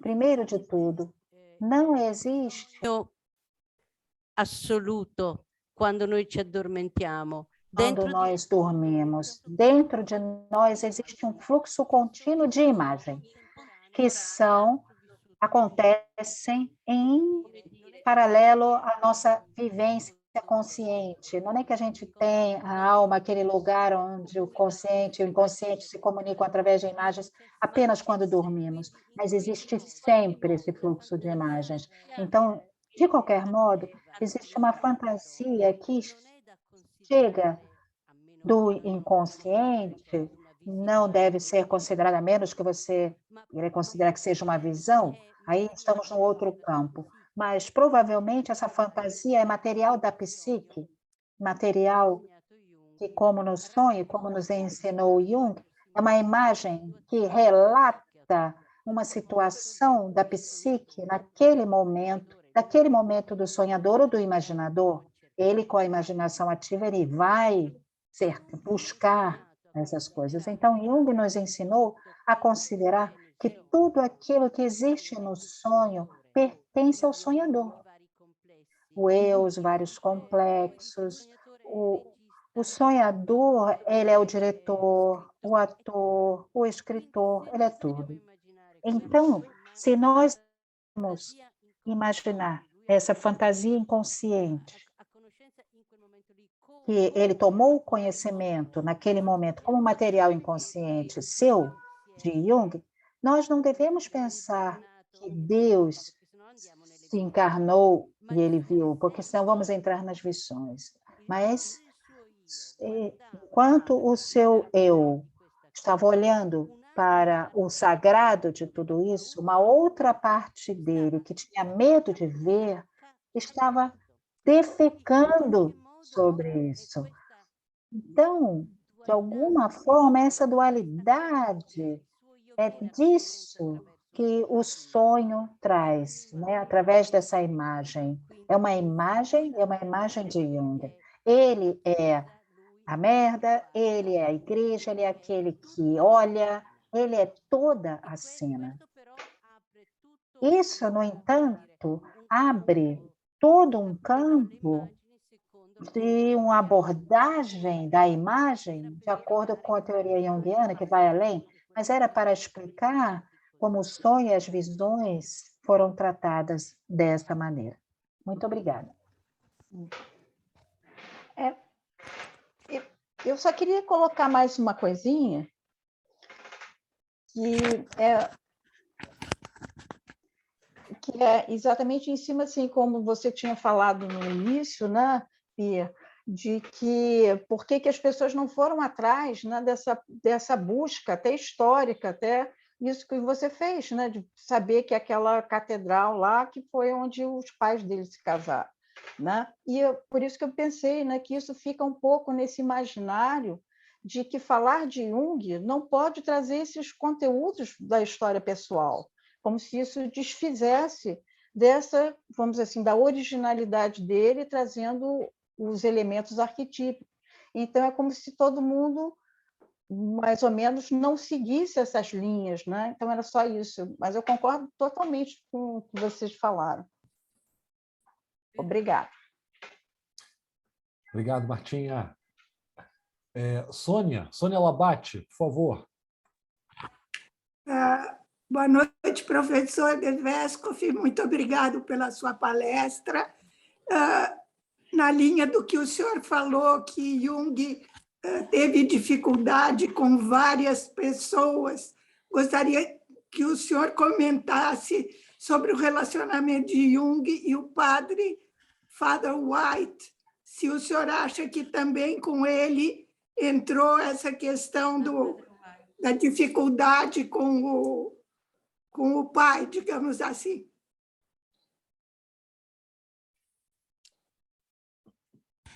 Grazie per la domanda. Muito obrigada pela pergunta. Não. Com o padre White, lui non ha avuto, ele não teve um relacionamento paterno. Não aconteceu com ele aquilo que aconteceu com as figuras masculinas que tinham aspecto paterno. Com o padre White, ele tinha um relacionamento de igual para igual. Um relacionamento de igual para igual que, no entanto, era de interesse recíproco. Porque Jung tinha o interesse de introduzir na mente, na teologia de um dominicano bastante importante, influente, dentro da província ali, inglesa, alguns conceitos psicoanalíticos, esperando, num certo sentido, de fazer com que ele introduzisse isso dentro do pensamento da igreja. White tinha um outro interesse, isto é, ele tinha o interesse de aprender e utilizar a psicologia analítica na sua prática pastoral. Isto é, trabalhar como pastor com instrumentos da psicologia analítica. Então, era uma relação, né, de duplo ganho. Né? Você me dá uma coisa e eu te dou outra. É uma troca, mas de igual para igual. Quando Jung, White era sempre convidado para ir para a Torre de Bollinger, depois que ela foi construída. Mas, depois que foi publicado Resposta a Jó, em 1952, a primeira reação de White foi de muito entusiasmo. Isto é, foi o livro mais bonito, realmente me emocionou, coloca em discussão todas as crenças até agora consolidadas. Bom, não sei se essas são as palavras, mas o sentido é esse, né? É aquilo que White escreve para Jung. E Jung ficou muito contente, porque era aquilo que ele queria. Ele queria apresentar a dúvida, uma certa mudança no dogma católico da igreja, começando por um dominicano bastante influente. Mas Jung não tinha levado em consideração a força dos dominicanos dos planos mais superiores, que acabaram mandando White para a Califórnia. E disseram, olha, vai lá para a Baía de São Francisco, que é muito linda, onde tem as focas, tem a ponte de Golden Gate, e vai lá encontrar os dominicanos na Califórnia, deixa o Jung para lá por um tempo. E, quando foi voltar, na bordo da Queen Elizabeth, White escreve para Jung uma carta muito crítica em relação à resposta a Jó. Diz, eu não entendo por que foi necessário perturbar a igreja com todo esse turbilhão de pensamentos e perturbar a fé, enfim, critica profundamente Jung. Jung, na verdade, deixa para lá, mas a partir daquele momento, a relação com White não é que termine, mas esfria consideravelmente.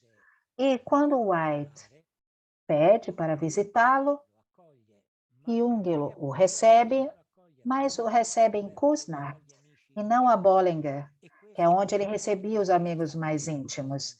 E isso para White foi uma ferida, tanto que White não foi a Kusnacht, mas voltou para a Inglaterra. Depois, White ficou doente, teve um tumor no intestino, e em 1959 ele morre, alguns anos depois. E Jung escreveu uma última carta para ele, como dizer, talvez uma carta de conforto, mas depois da carta que White escreveu do Queen Elizabeth, não mais a gente vê o relacionamento entre os dois que tinha antes. Não era um relacionamento de pai e filho, mas entre iguais. Talvez a gente possa dizer que foi uma relação de irmão mais velho para irmão mais novo, mas mais novo, assim, muito pouco, quase que de igual para igual. Então, ali, na verdade, não surgiu aquilo que surgiu com Bleuler, Freud e com o próprio pai. Não sei se eu respondo isso. Muito obrigada. Eu Sim. traduzi para o português um trabalho de uma psicóloga brasileira que mora em Londres, e ela escreveu um trabalho bonito sobre essa relação, e que foi publicado aqui no Brasil. Então, é um trabalho que lança bastante luz sobre essa relação. Ela se chama Punita Miranda. Muito obrigada. Obrigado, Sônia. Come? Punita Miranda. Depois eu mando no WhatsApp. C'è anche un altro... Pois não? Sì, non la conosco. Però não a conheço. Tem um outro livro também que publica as cartas originais entre White e Jung, porque na troca de correspondência, né, entre White e Jung, estão publicadas nos epistolários de Jung, nos 2 volumes de inglês, apenas as cartas que Jung escreveu para White, mas não as cartas que White escreveu para Jung. Esse livro eu tenho, é um livro substancioso, que tem todas as cartas dos dois. Foi um relacionamento sofrido. Sono il professor Cunningham dell'Università O professor Cunningham, da Universidade de Lancaster, publicou. Ele ficou com essas cartas a partir do fundo White do convento de Oxford. De lá que ele obteve essas cartas. Alle 8:30. Obrigado, Sônia.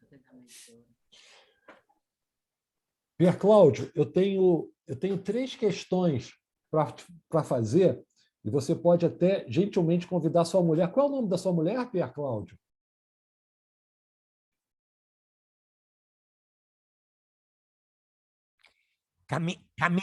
Camilla. Tá. Tanto você como ela Camila. se sintam à vontade para responder. A primeira pergunta: qual é a sua opinião sobre aquele texto do Jung, A Importância do Pai no Destino do Indivíduo? Que me parece que é um dos poucos textos onde o Jung faz uma referência explícita ao pai. Dentro dessa tua pesquisa, como é que você lê esse texto? Qual é o nome do texto, Marcos? Repete para mim. A Importância do Pai no Destino do Indivíduo. Qual é a sua opinião sobre ele?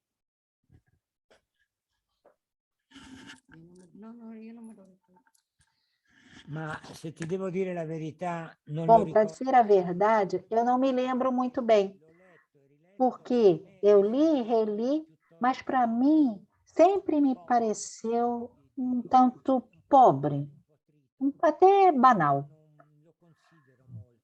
Não considero muito esse texto. Claro, ao escrever isso, né, e ao escrever esse livro sobre o pai de Jung, eu consultei muitas vezes esse texto, mas eu nunca encontrei alguma coisa de significativo. Eu diria que é um livro, eu diria, bom, eu não vou aqui julgar Jung, mas aqui entre nós é um texto um pouco banal, não tem nada ali de vivo. Tá, ótimo. É um giudizio. É um julgamento, um juízo, talvez. Não quero ser absolutamente ofensivo ou diminuir a importância, mas é apenas um julgamento técnico. É um livro que não me diz nada, é banal, não tem nada de interessante. Não tem nada que tenha a ver com a experiência pessoal de Jung. Não fala, não tem a sua alma naquele livro, um tanto banal. Perfeito, perfeito. Eu tenho uma outra questão e eu queria agora trazer... É uguale in italiano, perfetto. Eu queria trazer a questão agora para o nível mais contemporâneo. O que sobrou do pai nos dias atuais? Eu estou me lembrando que o Lacan, na década de 60, ele já vai anunciando um diagnóstico do esvaziamento da função paterna. E o que a gente assiste hoje é uma certa figura do pai autoritário. Trump, Bolsonaro, extrema-direita na Itália. O que sobrou do pai no mundo contemporâneo para vocês? E que fenômeno social é esse do retorno do pai violento, do pai autoritário, do pai que diz de modo muito tradicional o que é certo, o que é errado, né? Essas figuras da extrema-direita que retornam ocupando esse imaginário do pai despótico, autoritário, tirânico. Queria ouvir vocês um pouco sobre essa figura. Ainda há algo do pai nos dias atuais?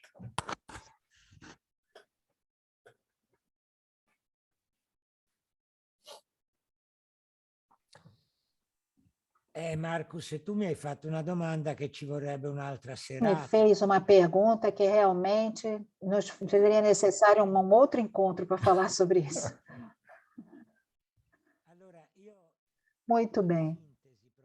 Bom, sintetizando bastante, eu diria que falo da Europa, especialmente na Itália e na Europa. Até 1968, a figura do pai era uma figura autoritária, com pouco diálogo com os filhos. O pai patrão, digamos, alguns mais, outros menos. 1968, e aquela época, colocou em crise essa figura, porque nesse ano, nas universidades, mas especialmente nas fábricas, nós vimos especialmente uma luta contra o pai, os pais.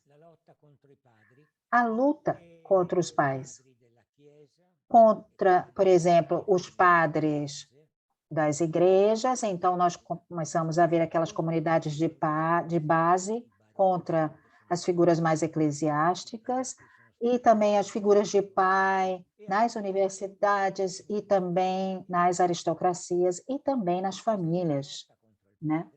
Então, foi uma luta contra essa figura do pai que, de certa forma, foi destituído, demolido. Só que depois, claro que meu discurso é muito sintético e muito esquemático aqui, né? Então, também pode ser também superficial, porque a realidade é muito mais complexa, mas apenas em linhas gerais, acaba voltando. Estes jovens que, de certa forma, mataram os pais, quando foi a vez deles de serem pais, eles não foram capazes de serem pais. E, para não perder o contato com os próprios filhos, eles se transformaram em mães. Isto é, mami, quer dizer, mamães. Isto é, eles, de certa forma, foram mães.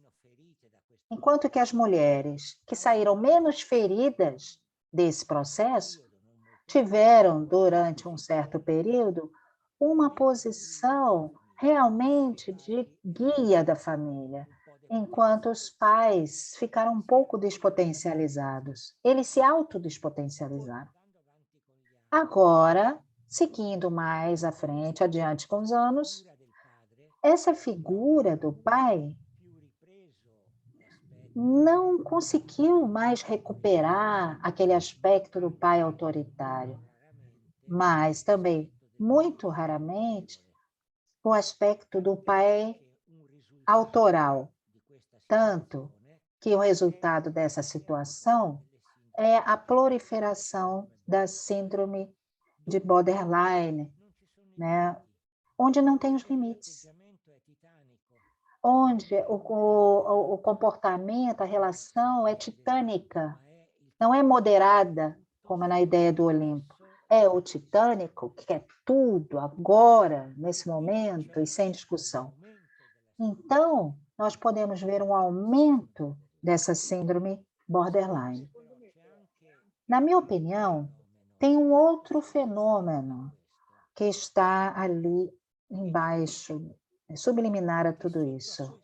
Isto é, sobre tudo isso que eu disse até agora, existe um fenômeno de tentativa de recuperar o poder do antigo pai antes de 68, que está sob o olhar de Cronos, isto é, eles estão devorando os filhos, quer dizer, não tem trabalho, os filhos ficam em casa até 30, 35, 40 anos porque não são autônomos, quer dizer, eles não fazem com que os filhos cresçam, isto é, o verdadeiro pai potente agora é um Cronos que não deixa os filhos crescerem, que os devora, ou então os expulsam do país.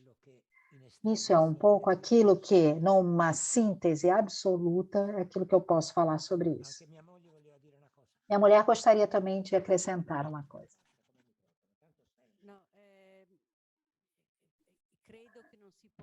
Eu acho que a gente não pode exaurir essa temática. Nós escrevemos a quatro mãos um livro um pouco provocatório sobre filhos e pais, né? Observações sobre amputados. Então, a gente não pode, né, falar sobre dois livros num só encontro. Mas uma coisa é verdadeira. Não pode existir nada onde existe uma expectativa arquetípica, no sentido que nós estamos predispostos a reconhecer uma mãe ou um pai, seja como pessoa individual, mas também como função. São duas funções. A função da empatia, da aproximação, estar juntos, conhecimento, né?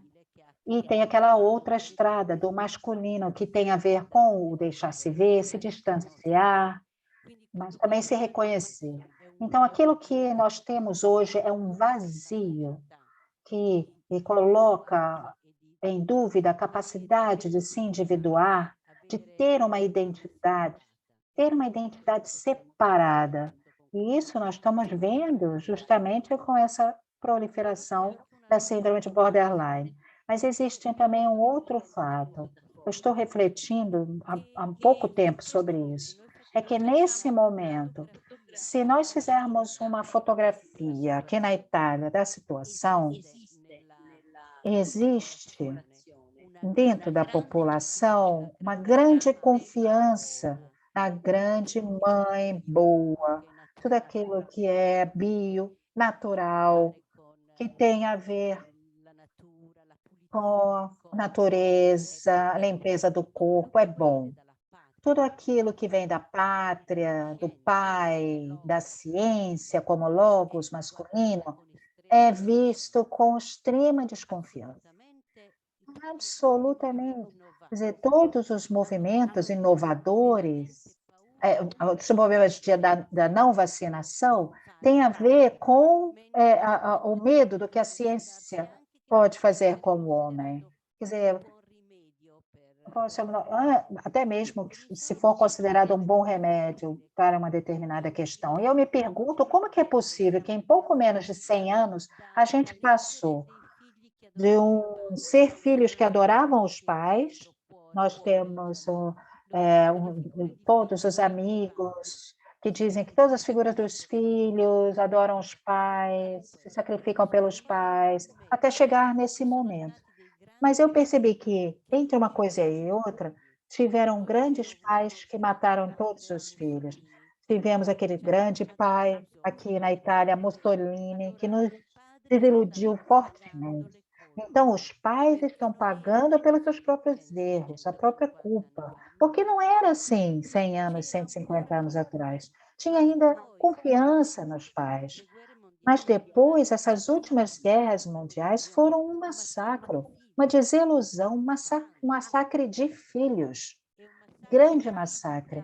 Massacre de filhos que realmente fizeram com que as mães tivessem muita raiva e fizessem com que elas não acreditassem mais nos pais. E eu penso que nós temos que observar, seja individualmente, que também, ao longo de 2, 3, 4 gerações, isso possa estar acontecendo. Eu estou tentando pensar a respeito, não cheguei a nenhuma conclusão, mas estou tentando pensar a respeito.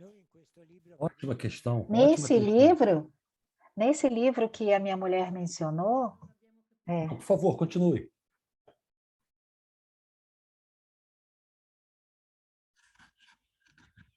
Pode continuar, Pierre.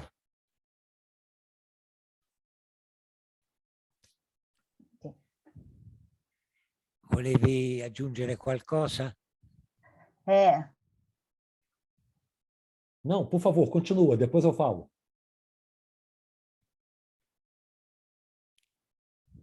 No, ma io ho finito. Não, eu concluí já. Tá. Penso que é. Bom, desculpa, deixa eu só...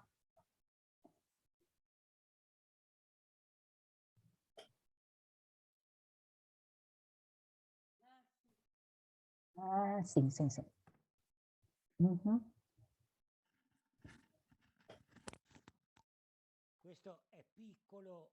Esse aqui é um livro pequeno.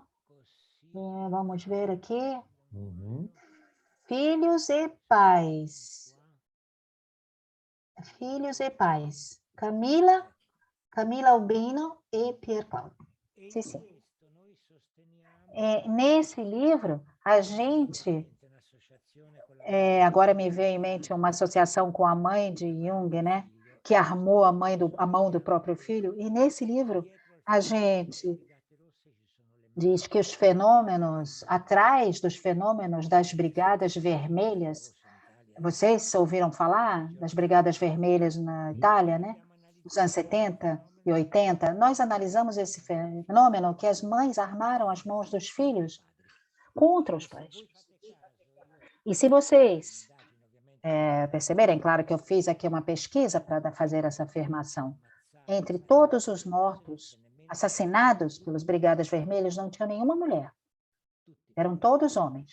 Todos homens, homens que foram assassinados pelas Brigadas Vermelhas. Então, Bom, eu agora estou com fome, gente. Aqui é 9. Agora são 9 horas aqui. Vou te agradecer. Quero agradecer você e a Camila, participação especial aqui conosco.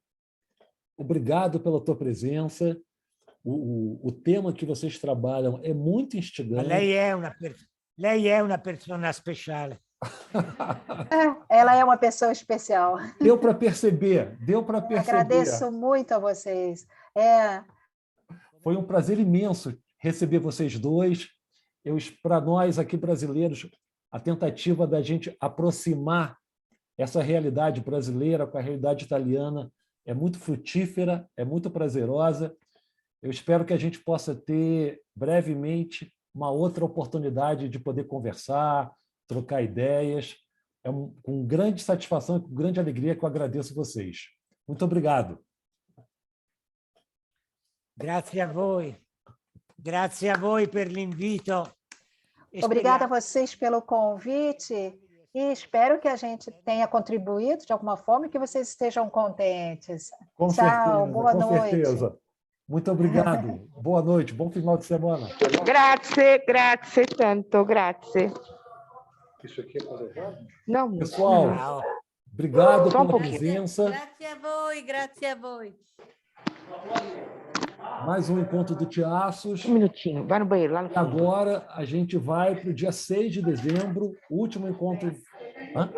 10 de dezembro, último encontro do Tiaço com a Luciana Ximenes. Tá bom? Bom final de sábado, bom domingo. Espero rever vocês dia 10 de dezembro. Tá bom? Um abraço. Até lá. Tchau, Isa.